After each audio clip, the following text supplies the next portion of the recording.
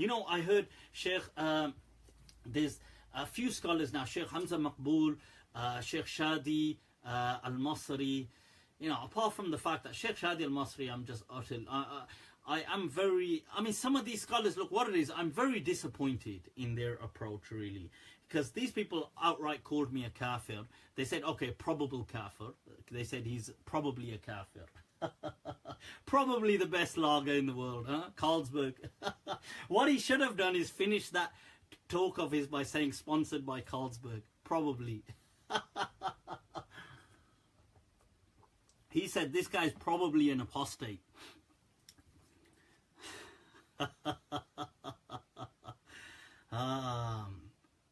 This ain't your dad's deen, mate. You understand?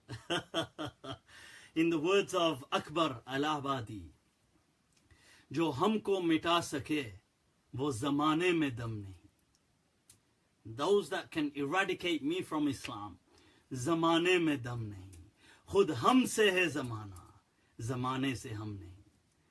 That you can't chuck me out of Islam. Zor laga liyo.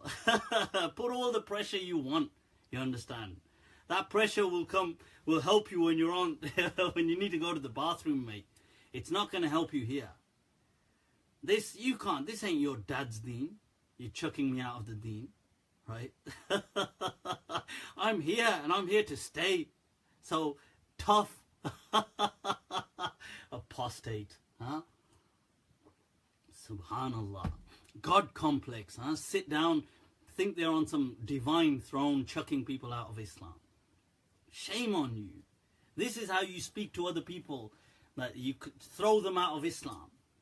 You know, seriously, I tell you, the audacity of these people surprises me. Wallahi.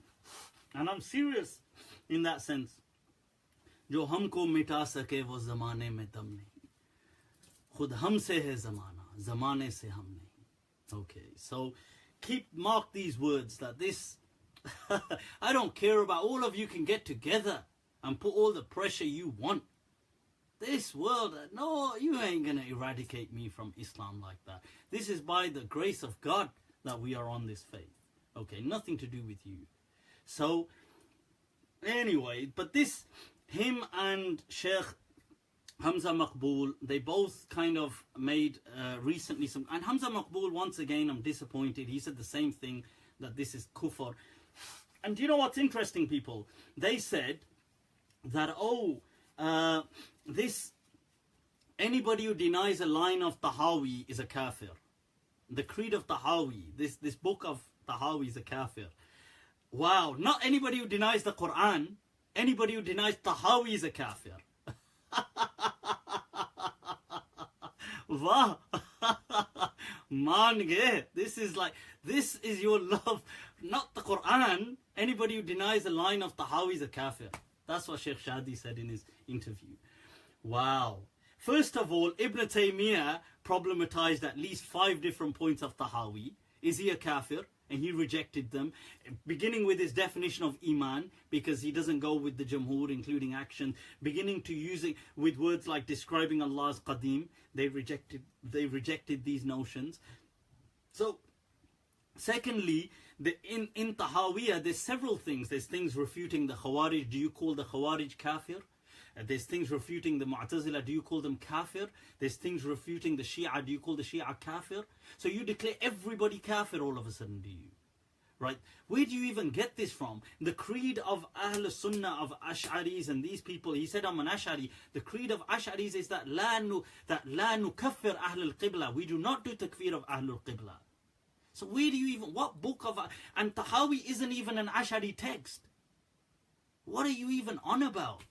Like, where do these people even get their basic thing from? Oh, Imam Tahawi said it. Anybody who denies Tahawi. So what if Imam Tahawi said it? He's writing this almost at least over 250 years after the Prophet. Why is he such a great hujjah all of a sudden? You know, we don't accept him in anything else, but all of a sudden he said this must be the word of God. And by the way, they use this verse of the Quran. I heard both of them say this.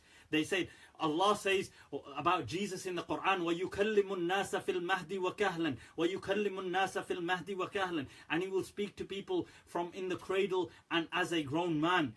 And kahal, and check this out. They say kahal means an old man in Arabic. Sheikh Hamza Maqbool at least had some decency to kind of rein it in a bit. Like he said, oh, it means about 40 years old. What's his name? Shadee Elmasry just went off and said it means an old man. Because I think in colloquial Arabic today, they might use it as an old man. Well, guess what? This isn't in colloquial Arabic, mate. Okay, this is in Arabic. And have you read any of the tafasir on this? This opinion, because what they're saying is that how can Jesus talk to people as a mature man? That means He's going to come back and talk to them as a mature man. This is what they're trying to say. Well, I've got news for you, mate. Kahal, yes, it can mean 40 years of age. Yes, it can mean 30 years of age and onwards. What does kahal mean in Arabic? It means in the kamal, when your body has reached its complete state. So the youth is now over. You are a complete man. And many ulama said that begins at 30. Some said it begins at 40. It doesn't matter. It's not a set age. It's like saying middle age. It doesn't begin with a set age. Kahal is like when you've become kamil. Okay, that's what it means.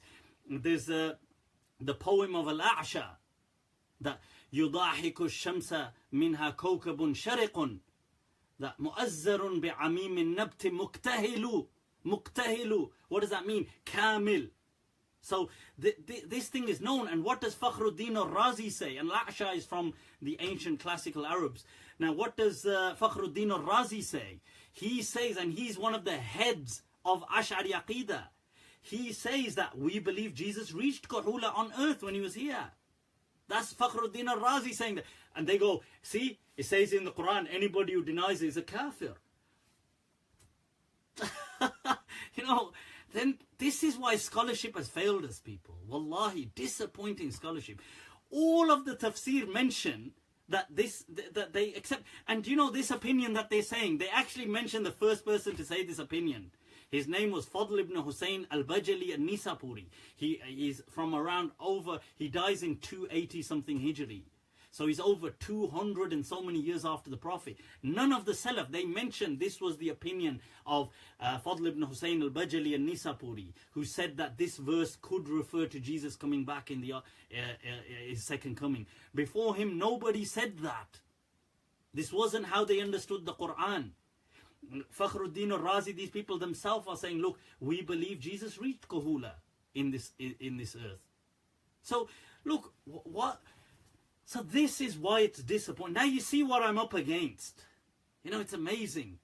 And they say there's clear verses in the Quran. Things like, look, the verse of the Quran that says, the one, وَإِن مِّنْ أَهْلِ الْكِتَابِ إِلَّا لَيُؤْمِنَنَّ بِهِ قَبْلَ مَوْتِ يَوْمٍ, that there is none from the people of the book except he will believe in it or him before his death. Now they disagree on who these it or him or whatever is going back to. So some people say it's going back to the Christian himself. So meaning that before that Christian or dies, as he's dying, he will realize that, you know, what I was on was false. And other people said it's going back to Jesus. Some people, Tabari said, he brings the opinion it's going back to the Prophet Muhammad sallallahu alaihi wasallam. Now, even if you take this to mean the second coming, first of all, who said it doesn't mean the second? It means the Christian. Ibn Abbas said that. It's transmitted from him. This is, Ibn Kathir says it's a Sahih transmission. Mujahid said that. Shahr ibn Hawshab said that. Muhammad ibn Ali al-Hanafiya said that. Many, Dhahak said that. All these ulama said that. No, it's talking about the Christian. Right? To say Jesus doesn't make sense. In fact, the recitation of Ubay ibn Ka'b reads قَبْلَ مَوْتِ him, before their death. And him is plural. It's not the English him.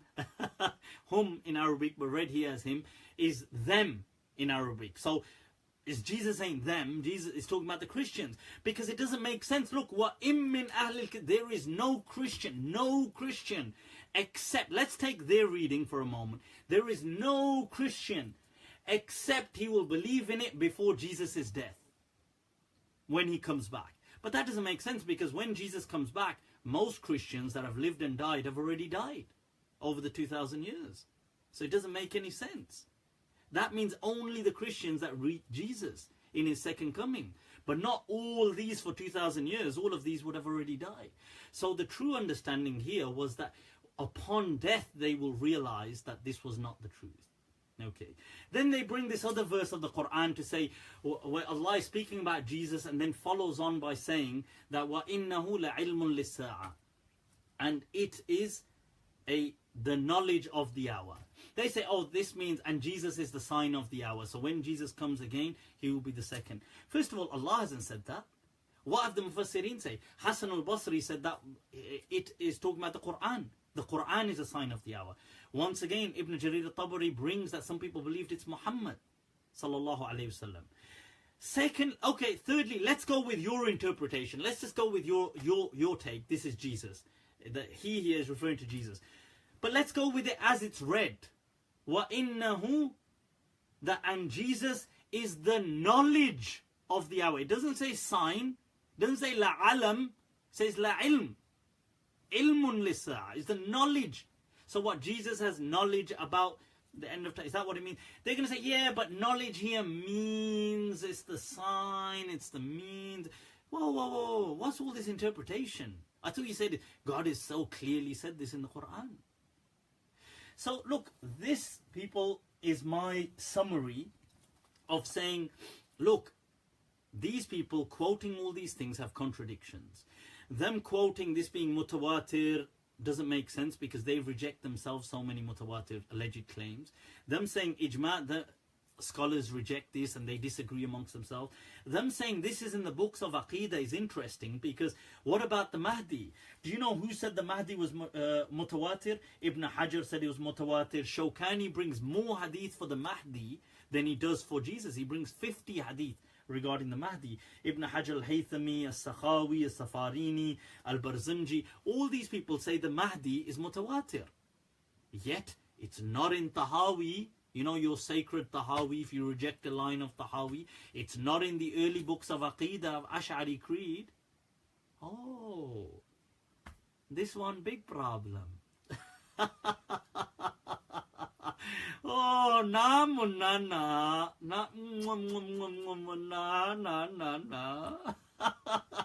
So this is the point is, look, I gave all this backdrop and I really went on today about this because I felt it created such a discussion online. I wanted people to understand where I'm coming from.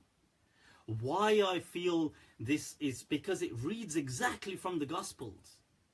And then the detail of this, because the big question is, why is he actually coming? Because then it looks like Muslims have tried too hard to find a reason for his coming. Oh, because he's going to kill Dajjal. But then Dajjal just dies straight away as soon as he's here. I mean, you know, if that was all it was, why not the Mahdi just kill him? Or why not the Muslims just get together and kill him? Or why create, you know, this was the big fear that as soon as Jesus comes, he just melts. I mean, that sounds it's a bit of an anticlimax, isn't it? Like, oh, here's this great this great showdown between the great titans. But as soon as he comes, he's just dead. It's like, yeah, should have at least put up a bit of a fight. You know, like people doing all this. It's more disappointing than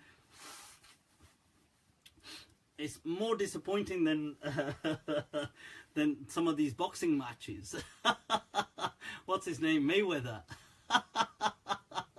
That big fight of Mayweather that everybody stayed up to watch. I don't actually follow boxing, but those fights are disappointing. So you think, well, look, come on, there should be some awesome showdown, but no. So it seems that Muslims are almost trying really hard to make up a reason for why Jesus has to come back. Because, oh, he has to kill the Jews, and then the rocks will start. But why does he have to, you know, what is all this about hating Jews all of a sudden? Like, why do we have to hate Jews? And, you know, like, I don't get this. Like, it's really all of a sudden, and Jesus is a Jew, by the way. Jesus is Jewish. You know, it doesn't make any sense. And Jesus spent his whole life speaking about love and compassion. and turn the other cheek and no, you know, I don't want to fight. And all of a sudden he comes back and now he's this kind of like, I force everybody to be Muslim and I'm here and I'm going to rule over Jew and Gentile and I'm this kind of judge. And by the way, nobody's faith counts anymore and all these things. So look, so this is why, and by animals all become vegetarians and all animals are safe except pigs, because Jesus is going around killing pigs, which makes no sense, obviously. Why is Jesus killing pigs? But anyway, he's killing pigs. But what does the Sahih Hadith say that Imam Malik brings? That Jesus, when he saw pigs, he was really peaceful with pigs. So, you see, when you look at the Sunnah people, the Quran and the Sunnah, the Quran and the Sunnah. So look, my point isn't to, I want to reiterate something. Does this one, when you look at this, to sum this up, when we look at the overall message of these ahadith, we find it conflicting with when we look at the details of these hadith, we find them conflicting with the overall message of the Quran, with the overall message of the Sunnah, and with the established principles in Islam. So that's an issue. Secondly, these things are established through khabru ahad. They are not part of aqidah the way people have made them. Okay, so just to kind of establish, just to kind of summarize these points. Thirdly, these narrations contradict each other massively. Things like, once Muslims conquer Constantinople, Dajjal will come and Jesus will be here, but then that's happened hundreds of years ago. Other narrations saying, oh, the Dajjal was already there. Other narrations saying, no, Dajjal will be born later on. Other narrations saying, oh, the Prophet thought that Dajjal was a Jew, and then him saying, don't worry, I'll take care of him, not mentioning Jesus. Other narrations saying every prophet warned about this Dajjal, but then this Dajjal is such an anticlimax because the moment Jesus comes, he just melts like salt. So it's like, was that it really? You know, that was all that was going to take. And so when you start looking at all of these things and all these miracles, and also the Christian narrative of Mount Sinai, Damascus, all of a sudden Damascus is interesting. Why Damascus becomes so interesting once the Muslims move the capital after a few decades to Damascus? All of a sudden this hadith, everything's happening in Damascus all of a sudden. You know, it's interesting that, whoa, okay, you know.